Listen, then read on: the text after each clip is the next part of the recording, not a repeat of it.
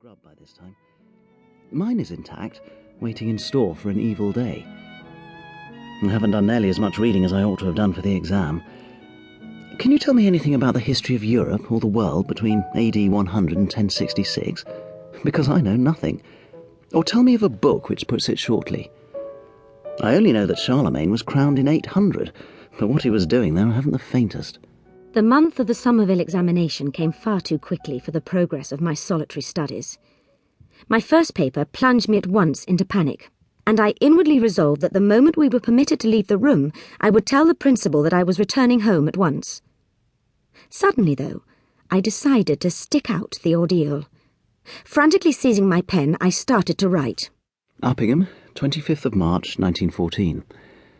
Dear Vera, many thousand congratulations on your exhibition to Oxford.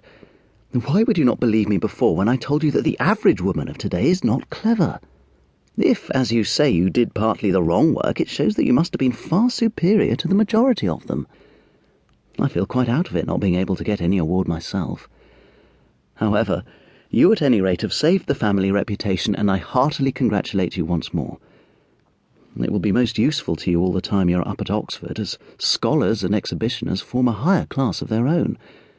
And it will also be a great satisfaction to feel that you have succeeded in earning something. I wish I could. In April 1914, Edward invited a school friend to Buxton to stay with us for part of the Easter holidays. He looked forward to his friend's coming with definite pleasure, but also with a little trepidation, for Roland Leighton, besides being captain of their house, had an enormous school reputation for brilliance and unapproachableness. He was head of Uppingham in work and editor of the school magazine. Like Edward, he was destined for Oxford in the autumn, and had recently won the Senior Open Classical Postmastership at Merton College. Although my interest threatened effervescence, I managed to be out of the house when Roland arrived. Coming in purposely late for dinner, I greeted with a lofty assumption of indifference the young man who rose hastily from his chair.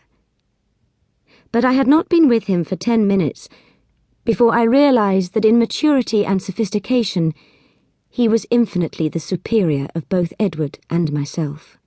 I hardly saw him that evening, for after dinner I had to hurry off to attend some amateur theatricals which I had been asked to criticise for the Buxton Advertiser. But the next morning, when I was anxiously composing my review, I found him beside me, unobtrusively suggesting words and phrases. For the rest of the day, we discussed various matters such as literature and religion.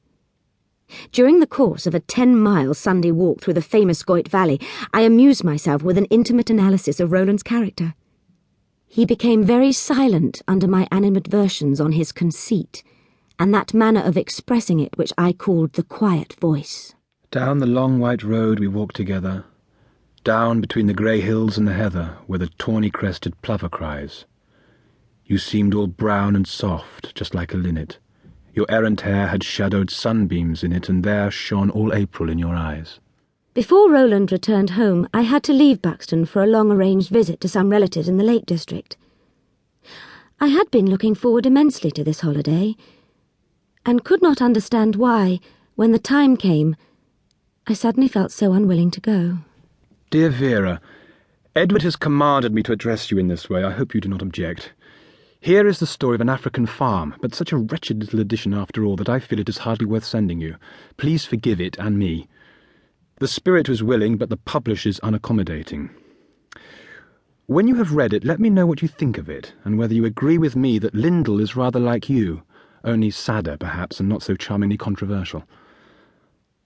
I am so very sorry that you had to go away just as I was learning to renounce the quiet voice, and had begun to feel less shy. It sounds very selfish of me to say this, but I have enjoyed my visit to you, as you put it, immensely. Now that the greater attraction has taken herself off, I shall be free to devote myself to the neglected Edward. Not that he seems to mind very much. Meanwhile, till speech day, yours very sincerely, Roland Leighton, or Aubrey, if you prefer it.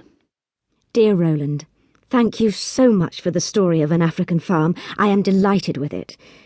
I cannot think why you should despise the edition, as it pleases me, for though ornate bindings look very elegant in my bookcase, the plainer ones are the kind I use.